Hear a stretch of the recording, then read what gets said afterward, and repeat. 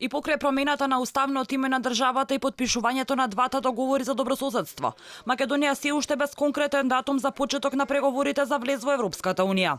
13 земји членки на унијата преку заедничко соопштение бараат во јуни Македонија и Албанија да добијат датум, но она што е симптоматично е што меѓу нив не е Грција. За министерското соопштение се огласи шефот на државата Стево Пендаровски, кој вели дека има земји членки кои сакаат веднаш да започнеме со преговори, но има и втора група на земји кои не сакаат да ги разделат Македонија и Албанија од заедничкиот пакет. Има писмо на 13 земји членки кои заговараат почеток на преговори со Северна Македонија и Албанија. Останатите други земји не кажале ништо во однос на тоа.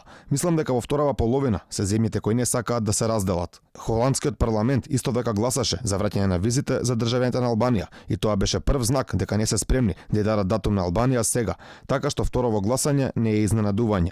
Од Грција, каде се распишани предвремени избори идниот месец, се поизвестниот иден премиер Мицотакис се заканува дека ќе ја блокира македонската евроинтеграција, доколку некоја македонска влада направи каков и да е чекор, кој не е по волја на Атина. И покрај договорите за добрососедство и пријателство, двете соседни земји членки на Европската унија се повеќе го засилуваат притисокот и бараат нови отстапки од македонска страна.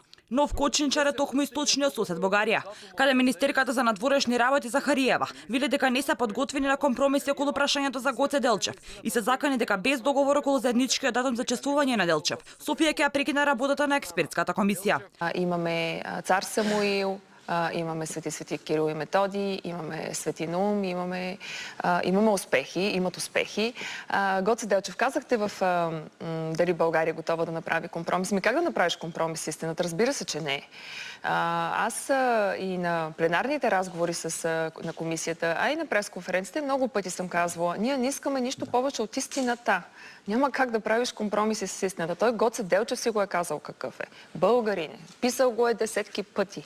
Ваквиот пристап на бугарската страна е јазик на студена војна, а не на пријателство, велат експертите. Целта е добивање на поповолна позиција во пресред на одлуката за одредувањето на датум за почеток на преговорите со Европската унија.